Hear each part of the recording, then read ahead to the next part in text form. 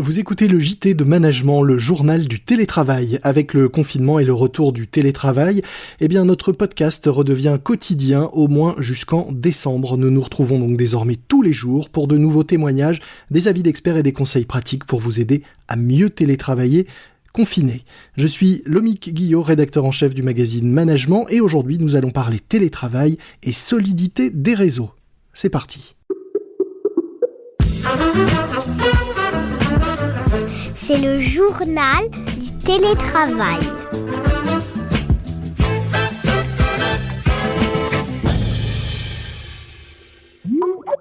J'ai le plaisir d'accueillir Bruno Caille, directeur technique de Cisco France, l'un des leaders mondiaux des serveurs réseau.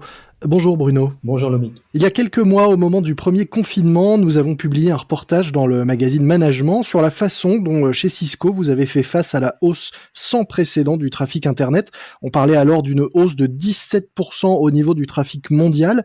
Est-ce qu'avec ce nouveau confinement très récent, vous avez déjà observé une hausse du trafic liée au recours massif au télétravail ? Alors on a constaté une hausse du trafic, mais on constate que la première fois on a eu un reconfinement qui était globalement très européen, avec une grosse partie de l'Asie. Aujourd'hui, il n'y a pas d'ampleur en Amérique et en Asie. Donc finalement, au niveau mondial, on ne constate pas le même engouement sur cette partie télétravail. Donc pas d'inquiétude non plus à avoir sur la solidité et la résistance des réseaux.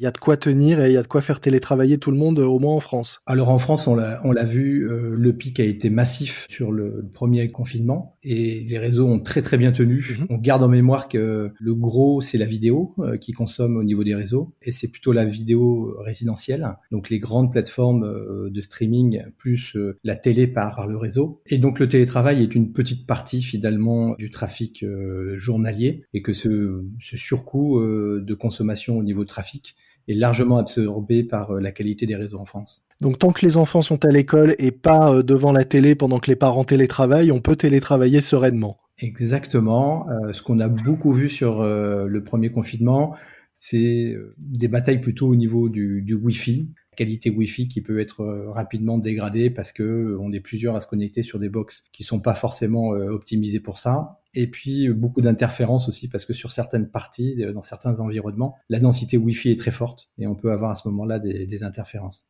Aujourd'hui, la majorité des élèves sont en cours et donc on ne devrait plus du tout avoir le même enjeu de bataille du Wi-Fi à la maison. Au moment du premier confinement, vous avez été énormément sollicité par les entreprises pour les aider à déployer les bons outils pour permettre à leurs salariés de télétravailler. Est-ce que vous diriez qu'aujourd'hui, les entreprises finalement sont équipées, ont pris l'habitude et est-ce que vous avez été beaucoup moins sollicité pour cette deuxième phase de télétravail liée au confinement? Pour le premier confinement, il y a eu un vrai niveau d'urgence parce que c'était la première fois déjà qu'on confinait. Je pense qu'il y avait aussi un niveau d'anxiété, une peur globale du virus qui était très élevé parce que c'était quelque chose d'inconnu. Plusieurs mois plus tard, on est dans un environnement assez différent. Premièrement parce que les entreprises ont pris conscience que le télétravail allait devenir une norme. Alors pas forcément 100% du temps, pas forcément 100% des collaborateurs. Et donc aujourd'hui, on est plutôt dans une phase où, suite au confinement, les entreprises sont passées d'un mode urgence à un mode plutôt comment industrialiser, comment mettre en place des solutions robustes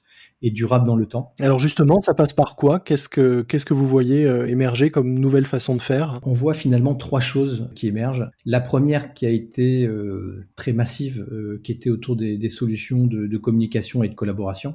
Et donc nous, on a vu vraiment un pic sur la plateforme Webex.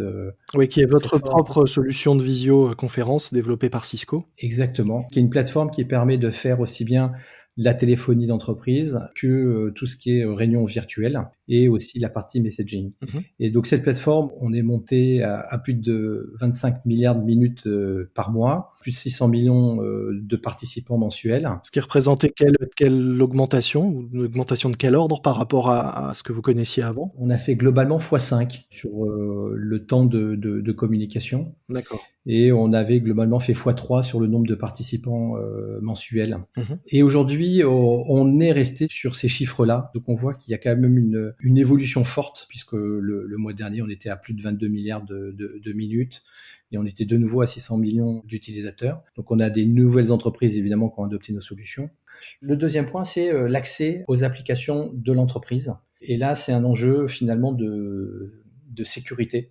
comment je donne les droits à des utilisateurs pour pouvoir rejoindre les applications et comment je garantis que la donnée va être protégée de bout en bout. Il faut pouvoir sécuriser l'accès aux applications, c'est ce qu'on appelle la double authentification.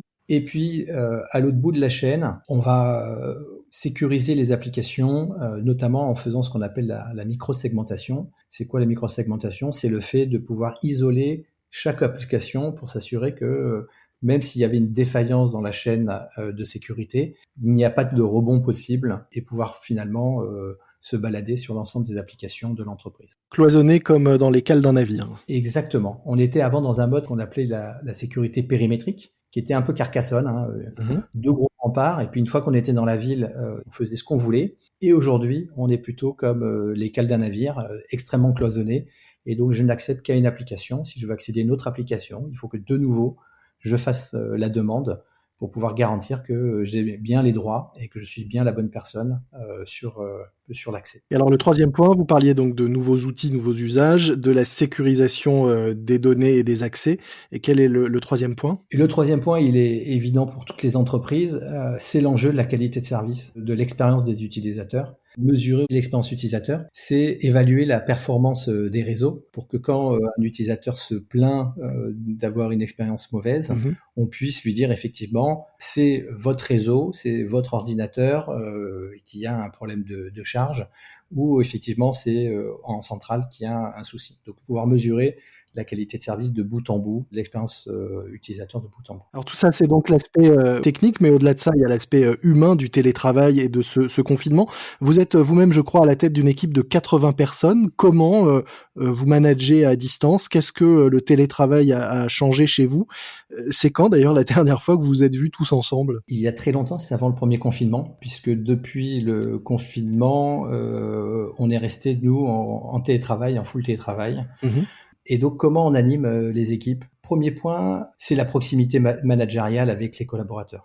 Quand je parle de proximité managériale, c'est appeler les collaborateurs, s'assurer dans quel état ils sont en termes de motivation, en termes d'environnement aussi familial, parce que l'environnement familial va forcément jouer sur l'environnement professionnel. Donc, on a mis en place des programmes pour s'assurer que les collaborateurs pouvaient s'équiper avec, par exemple, des imprimantes, des casques, pour avoir un confort optimum. Mais aussi, on surveille ceux qui sont très isolés. Et on sait que la vie sociale va être très impactée pendant le confinement. On ne va pas voir ses amis, on va les voir en virtuel, mais on ne va pas pouvoir les voir de manière physique. Donc l'enjeu, il est la proximité managériale.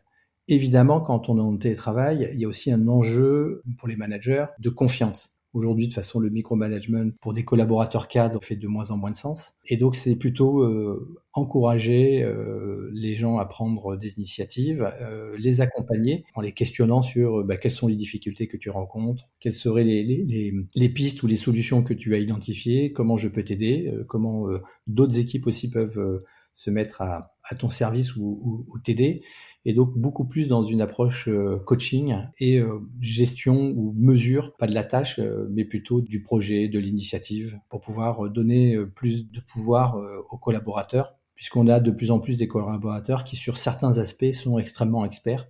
Et donc s'assurer que cette expertise, ils vont bien continuer à la développer, à l'entretenir et à la diffuser, à la partager. Donc avoir les bons outils et le bon mode de management pour permettre l'autonomie. Voilà. Il y a un gros travail aussi autour de la création d'équipes, donc de ne pas laisser les gens travailler seuls. On a un maître mot côté Cisco, c'est never lose alone en anglais, donc ne jamais perdre seul.